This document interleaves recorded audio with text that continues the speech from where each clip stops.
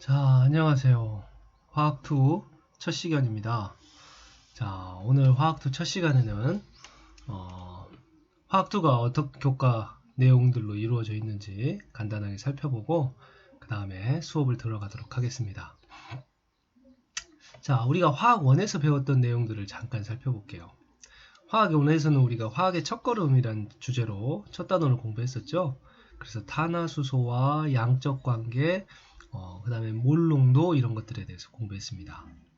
그 다음에 2단원에서 원자의 세계에 대해 공부하면서 원자가 어떤 주기적인 성질을 가지고 있고 주기율표가 어떻게 되어 있는지, 그 다음에 원자의 모형은 어떤 모형들이 있는지에 대해 살펴봤고요.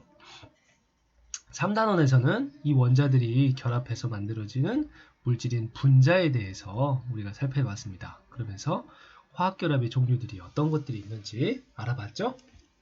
자, 그리고 마지막 4단원에서는 이 물질들이 분자나 화합물 같은 물질들이 어떻게 다른 물질로 변하는지 그 역동적인 화학 반응에 대해 살펴봤는데요.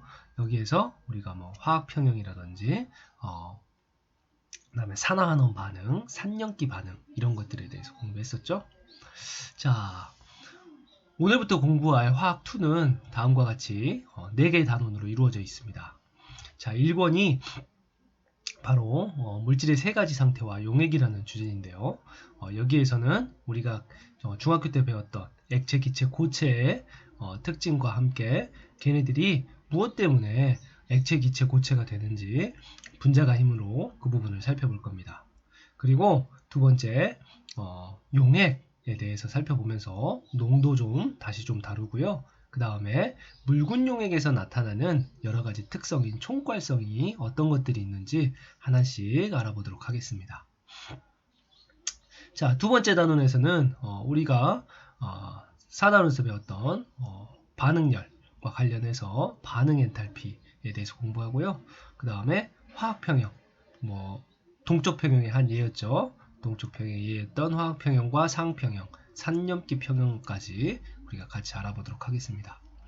자, 그리고 3단원에서는 우리가 아직까지는 다루지 않았던 반응 속도에 대해서 공부해 볼 예정입니다.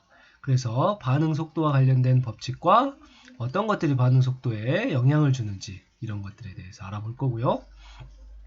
마지막 4단원에서는 우리가 산화환원 반응과 관련된 전기화학에 대해서 공부할 겁니다. 그래서 우리가 전지에 대해서 공부를 해볼 텐데, 전지라는 것은 우리가 이렇게 잘 알다시피 화학에너지를 전기에너지로 변환해서 그것을 사용하는 2차 전지와 관련해서 전지의 역사라든지 전지의 원리라든지 이런 것들에 대해서 알아보도록 하겠습니다.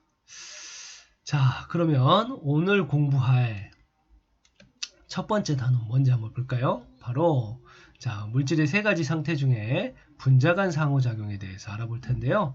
그 분자 간 상호작용과 물질의 상태 이것을 알아보도록 하겠습니다. 그래서 오늘 학습 목표는 3가지 상태의 특징에 대해서 다시 한번 정리 한번 해볼 거고요. 그 다음에 이 3가지 상태가 이루게 되는 분자 간의 상호작용과 끓는 점은 어떤 관계가 있는지 이 부분에 대해서 살펴보도록 하겠습니다. 자, 일단 화학원에서 배웠던 끓는 점의 정의에 대해서 우리가 다시 좀 언급하고 수업에 관련이 있는 부분만 살펴보도록 할게요. 자, 그래서 우리가 중단원 1에서 분자 간 상호작용 이 부분에 대해서 오늘은 이쪽에 대해서 공부하겠고요. 다음 시간에 분자 간의 상호작용의 종류가 있어요. 자, 그것을 3가지로 구분지어서 한번 살펴보도록 하겠습니다. 자, 우리가 물질의 3가지 상태, 기체, 액체, 고체에 대한 분자 모형은 다음과 같이 나타낼 수 있습니다. 자, 잘 알다시피 여러분들 이 상태는 무엇을요? 기체를, 이 상태는 액체를, 이 상태는 고체 상태를 분자 모형으로 나타낸 것이죠. 자, 이때 우리는 기체와 고체를 주로 살펴보고 액체는 그 중간적인 특징이 있기 때문에 모양과 부피만 따져보도록 하겠습니다. 자, 분자 사이의 거리가 가장 큰 것은 분자 모형에서 보다시피 바로 기체겠죠. 그래서 기체는 분자 사이의 거리가 제일 크고요. 고체는 거의 다닥다닥 붙어 있기 때문에 최소가 됩니다. 분자 배열을 보면 기체는 매우 무질서하게 배열되어 있는 반면에 고체는 아주 질서정연하게 얘네들이 배열되어 있고 우리는 이걸 우리가 규칙적이라고 많이 표현합니다. 그래서 가장 규칙성이 높은 배열 상태가 바로 고체 상태더라. 자, 분자 운동의 경우는 이 고체에서 이 고체는 제자리에서 거의 진동 운동만 하고 있는데 이것에 열을 가해 가지고 액체 상태로 만들어 놓으면 얘네들이 이 사이에 인력을 어느 정도 깨고 이렇게 돌아다닐 수 있게 되죠. 그래서 얘는 분자 운동이 거의 진동 운동만 제자리에서 하고 있는 반면에 얘네들은 이제 어느 정도 진동과 회전 그리고 어느 정도 병진도 가능하게 됩니다. 기체가 되면 세 가지가 모두 다 가능해지고요. 얘네들의 운동이 매우 활발해져서 분자 간의 속도가 매우 빠른 걸 볼 수 있습니다. 자, 그래서 얘네들은 운동 에너지가 분자 자체의 운동 에너지가 최대 값을 갖고 얘가 바로 최소가 된다는 것을 우리는 생각해 볼 수 있겠습니다. 자, 그 다음에 분자 사이의 힘을 한번 따져보죠. 자, 분자 사이의 힘은 기체 같은 경우는 서로 분자 간에 힘이 작용하고 싶더라도 거리가 너무 멀기 때문에 거의 작용하지 않습니다. 최소값을 갖고 얘네들 같은 경우는 따닥따닥 붙어서 큰 인력으로 잡고 있기 때문에 분자 사이의 힘이 최대값을 갖고 있죠. 자, 여기까지는 얘네들은 이 중간적인 액체들은 중간적인 값들을 가지고 있을 거예요. 자, 그 다음에 모양과 부피를 따져보겠습니다. 기체의 경우는 모양과 부피가 특정하지 않죠. 없습니다. 거의. 부피도 피스톤에다 넣고 누르냐 땡기냐에 따라서 부피가 자유자재로 변하게 됩니다. 그래서 일정하지 않죠.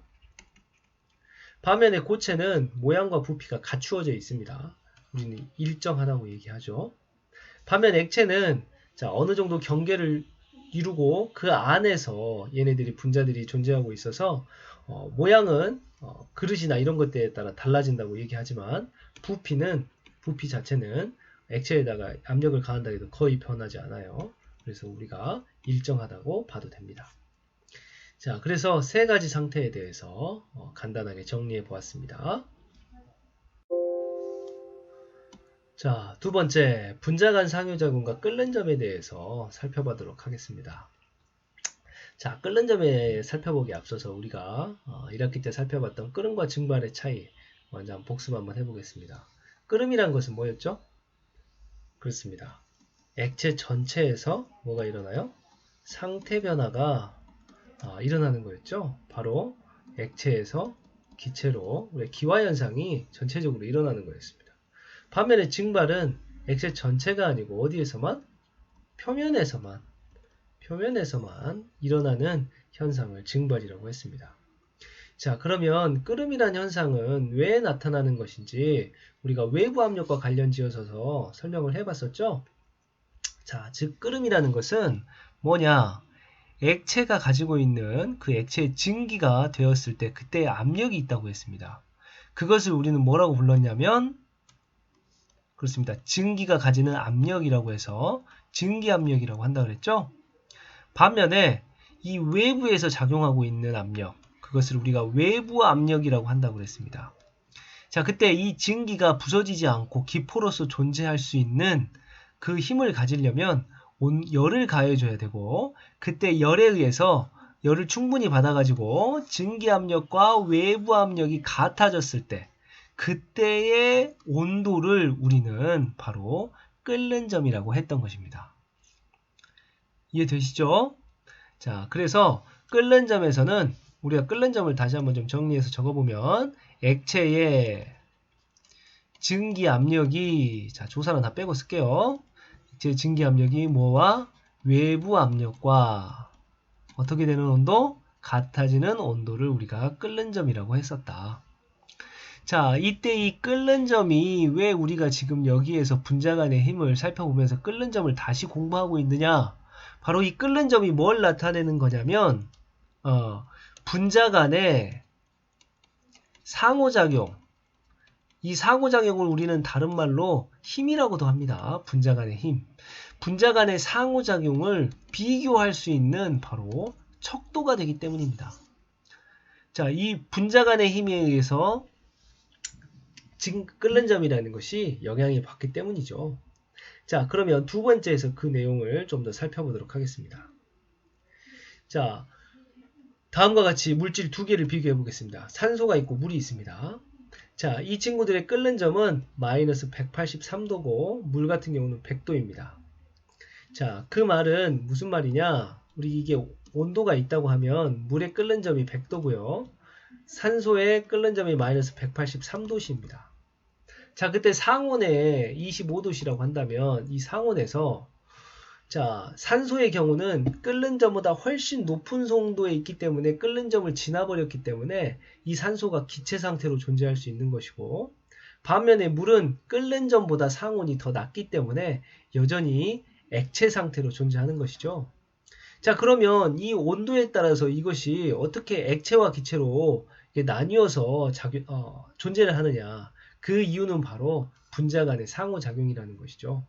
즉, 물은 물 분자 사이에 서로 강하게 잡아당기고 있기 때문에 얘네들이 증기로 날아가지 못하고 액체 상태로 여전히 존재할 수 있는 것입니다. 반면에 산소는 산소 분자 간의 힘이 너무 작아요. 그래서 적은 온도로도 마이너스 183도라는 아주 낮은 온도에서도 이 분자 간의 힘을 극복하고 얘네들이 증기로 변할 수 있고 그로 인해서 기체 상태로 존재하는 것입니다.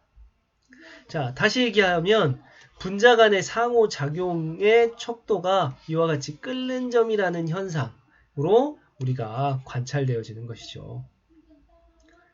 이해됩니까? 다시 정리하면 분자 간의 힘이 크면 클수록 끓는 점도 어떻게 되더라? 커지더라. 그래서 끓는 점을 비교하면 분자 간의 힘도 비교할 수 있다는 것입니다. 자, 두 번째, 외부 압력과 끓는 점의 변화를 한번 살펴보겠습니다. 자, 외부 압력이라고 하는 것은 우리가 잘 알다시피 액체의 외부에 작용하고 있는 압력을 이야기합니다.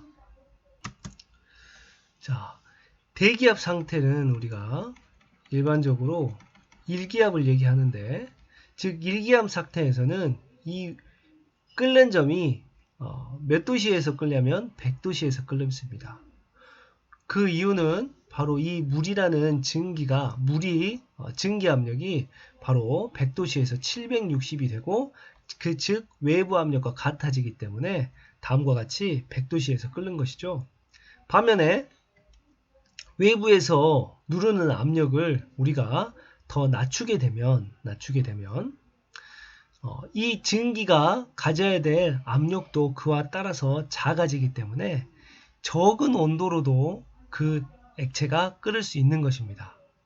예를 들어서 우리가 외부 압력을 한 355로 낮추게 되면, 외부에서 누르는 압력을 355로 낮추게 되면 이 액체 안에 있던 증기들이 가져야 될 압력도 355만 되면 됩니다.